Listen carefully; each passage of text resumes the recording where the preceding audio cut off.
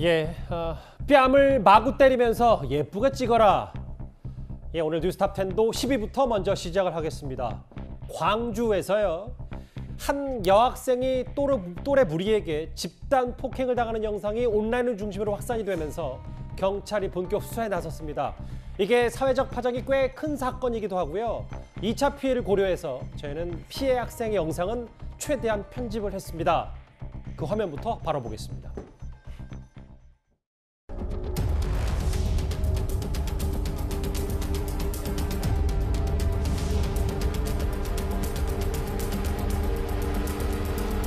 아파? 아파? 아파? 예쁘게 좀 예쁘게. 천 다리 길게 나오게. 얼굴 맞출래? 아, 뭐 이쁘다.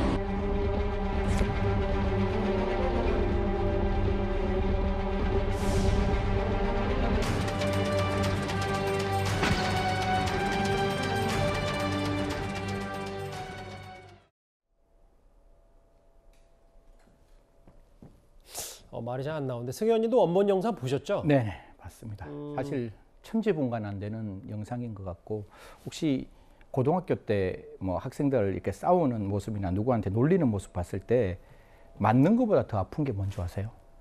어떤 겁니까? 그 사람의 자존심과 그 사람의 인격이 없어지는 거예요. 예. 지금 영상을 보면 두 가지 말이 나옵니다. 첫 번째 나오는 말, 시청자 여러분께서 보셨다시피 때리면서 예쁘게 찍으라고 합니다. 피해자 입장에서는 맞는 고통보다 그 말이 평생 자기 마음속에 트라우마로 남았을 거예요.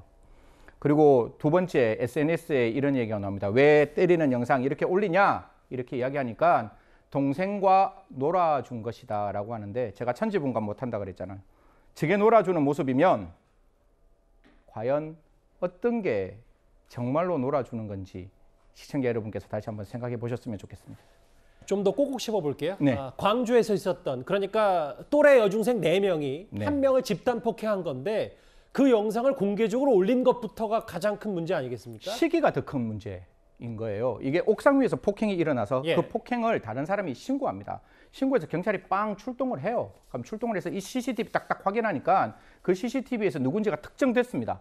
특정되고 난 다음에 경찰 그 가해 학생에게 전화합니다. 보복 금지 명령 내린다. 이렇게 얘기하니까 이 중에 한 명이 속으로는 웃었을 것 같아요. 킥킥킥 웃으면서 이야기하는 거죠.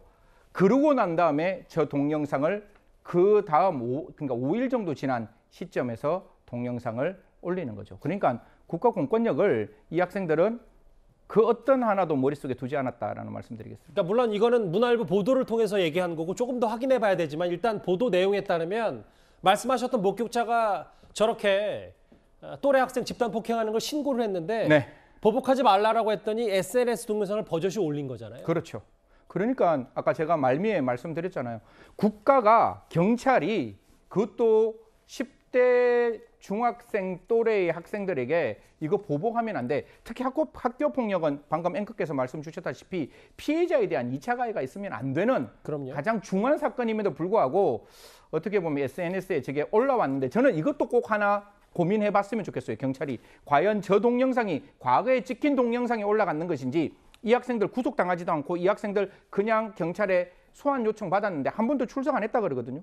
그러면 저렇게 금지 명령을 입혔다면 또 다른 영상, 또 다른 폭행의 영상이 아닌지도 경찰은 꼼꼼하게 확인해야 한다라는 말씀드리겠습니다. 경찰이 주의를 줬는데도 영상을 올렸다. 이것도 문제지만 저는 사실 지금부터 만나볼 이 얘기도 좀 주목을 해야 되는 게, 사람 때리는 영상 내려주세요. 나 동생 놀아준 거예요. 이게 불안하니까 동영상 지워도 댓글은 열어놓는구나. 가해 학생 하나도 불안하지 않고 편안하게 병원에서 누워서 유튜브 보는 중이다. 이렇게 얘기를 했어요.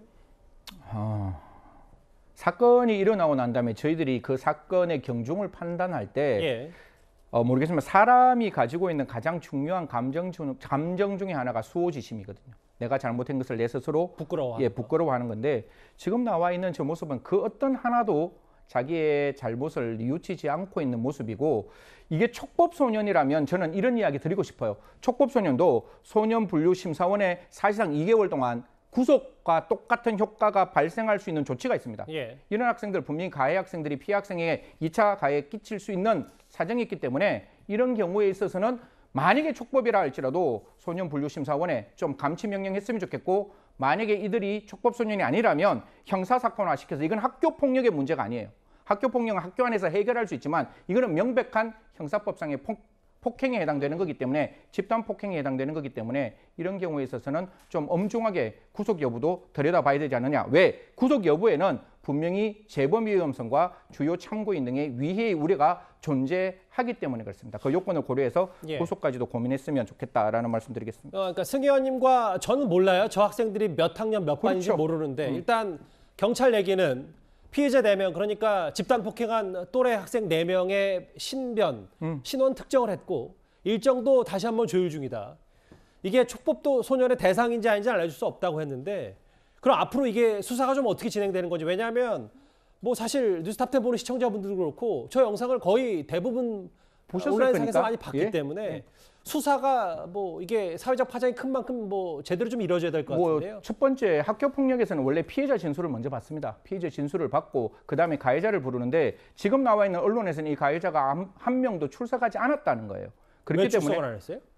뭐 나와봤자 자기가 국가공권력에 할 말이 없다 이런 뜻 아니겠습니까? 어떻게 보면 출석 요구를 했고 아까 말씀드렸다시피 그런 어떤 영상을 내려달라는 누리꾼들에게도 나는 동생과 놀아준 것이고 하나도 나는 부끄러움이 없다라고 이야기하고 있는 이 청소년들을 과연 국가는 아까 제가 말씀드렸잖아요. 촉법이라 할지라도 감치명령 할 수 있고 만약에 촉법소년이 아니면 형사처벌로 구속 여부도 물론 소년법에는 구속은 예외적으로 하고 있다라고 말하지만 저런 국가 공권력을 무시하는 청소년들에게는 좀 따끔한 맛이 필요하지 않을까.